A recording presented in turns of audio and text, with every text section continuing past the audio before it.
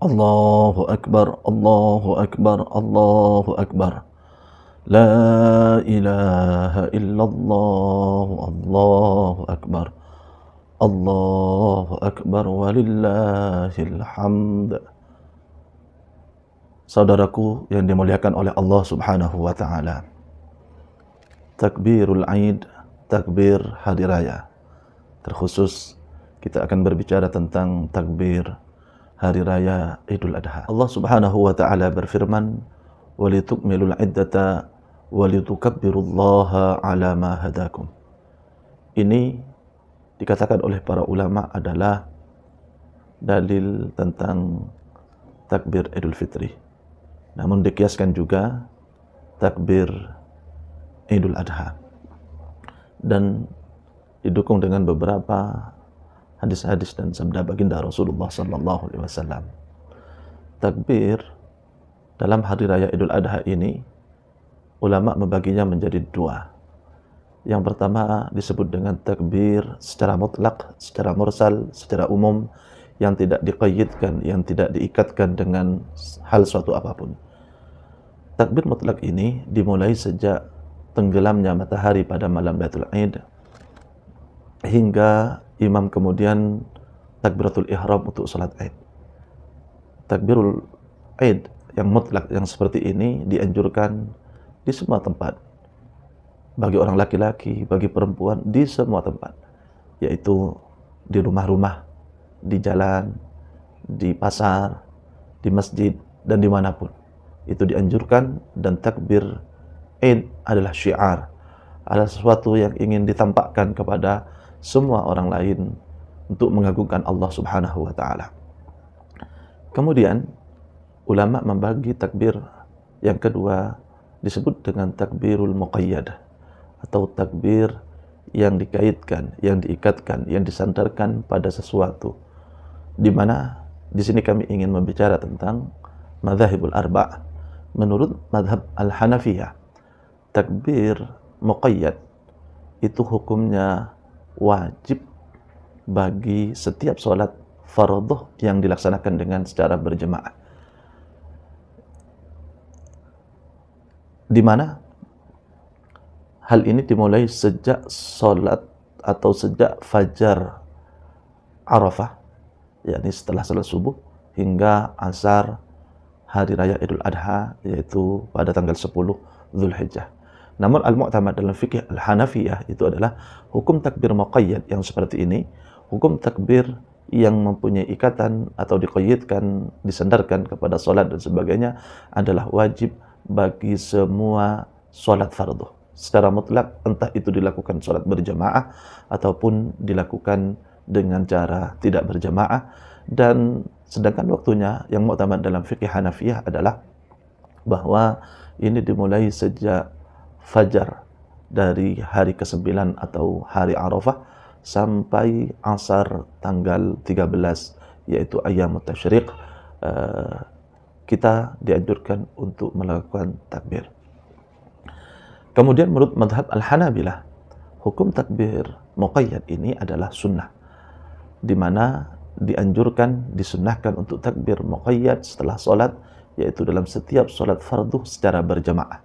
Setiap salat fardu yang dilakukan secara berjamaah, maka ini dianjurkan untuk melakukan takbir, yang mana kata ulama di sini kita mendahulukan takbir muqayyad daripada aurat, wirid-wirid yang sedang dan biasa kita lakukan setelah solat setelah solat fardu. Kemudian batas akhirnya adalah sampai asar, setelah asar daripada ayyamut tasyriq tanggal 13 Dzulhijjah. Adapun menurut mazhab kita, rata-rata ulama-ulama dan penduduk-penduduk Indonesia, itu mazhab Syafi'i, bahwa pelaksanaan takbir muqayyad ini adalah hukumnya sunat dan dianjurkan, disunnahkan setiap solat, baik itu solat fardu atau solat sunat, dimulai sejak fajar daripada hari Arafah sampai asar daripada ayyamut tasyriq. Saudaraku yang dimuliakan oleh Allah Subhanahu wa taala, adapun menurut mazhab Malikiyah, hukum takbir muqayyad yang seperti ini adalah juga sunnah. Akan tetapi Qayyid yang mereka katakan disunnahkan setelah melakukan sholat fardhu yang dilaksanakan adaan, yang bukan qadaan, yang dilaksanakan pada waktunya. Dan tentu saja bagi mereka itu hukumnya adalah sunnah sejak zuhur hari raya Idul Adha. Setelah sholat zuhur ini mulai sampai 15 kali sholatan: zuhur, asar, maghrib, isya, subuh. Zuhur, asar, maghrib, isya, subuh. Zuhur, asar, maghrib, isya, subuh. Tanggal 12 itu sudah selesai. Jadi itu beberapa pandangan tentang takbir ketika Idul Adha. Saudaraku yang dimuliakan oleh Allah Subhanahu wa taala, adapun bentuk lafal daripada takbir ini memang tidak ada qaid khusus dalam syariat Islam, karena memang tidak ada keterangan yang warid khusus. Namun ada 3 pandangan ulama mekanisme bentuk takbirnya. Yang pertama adalah berbunyi Allahu Akbar, Allahu Akbar, La ilaha illallah, Allahu Akbar, Allahu Akbar, walillahil hamd.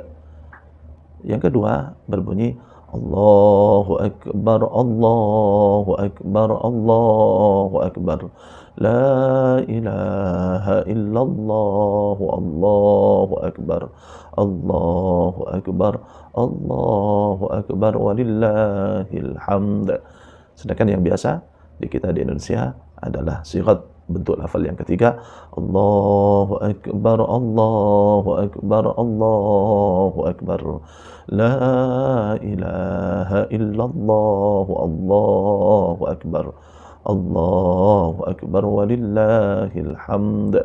Kemudian biasa disempurnakan dengan kalimat yang seperti berikut: Allahu Akbar kabira, walhamdulillahi katsira, wa subhanallahi bukratan wa asila, la ilaha illallah wahdah, sadaqa wa'dah, wa nasara 'abdahu wa a'azza jundahu wa hazamal ahzaba wahdah, la ilaha illallah wa la na'budu illa iyyah, mukhlisina lahud-din walau karihal kafirun, La ilaha illallah, Allahu Akbar, Allahu Akbar, walillahil hamd. Kemudian juga kalau ulama-ulama yang ada di Azhar menambahkan dengan salawat. Yang mana bentuk salawatnya seperti ini. Salawat yang manapun, dan ini al-amru wasi', kata ulama, seperti apapun, akan tetapi di Azhar itu ditulisnya seperti ini: Allahumma salli ala sayyidina Muhammad wa ala ali sayyidina Muhammad wa ala ashabi sayyidina Muhammad wa ala ansari sayyidina Muhammad wa ala azwaji sayyidina Muhammad wa ala dhurriyyati sayyidina Muhammad wa sallim tasliman katsira. Bahkan ulama Azhar mengatakan, ada pun ulama yang mengatakan, atau orang yang mengatakan ini bid'ah ditambah dan sebagainya, maka dialah yang sedang melakukan bid'ah, mempersempit sudut pandang yang sebetulnya dalam syariat Islam tidak ada persempitan seperti itu. Wallahu ta'ala alam. Mudah-mudahan bermanfaat dan mudah-mudahan barokah. Selamat Hari Raya Idul Adha. Selamat melaksanakan penyembelihan kurban. Taqabbalallahu minna wa minkum. Taqabbal ya karim. Kullu 'am wa antum bi khairin. Assalamualaikum warahmatullahi wabarakatuh.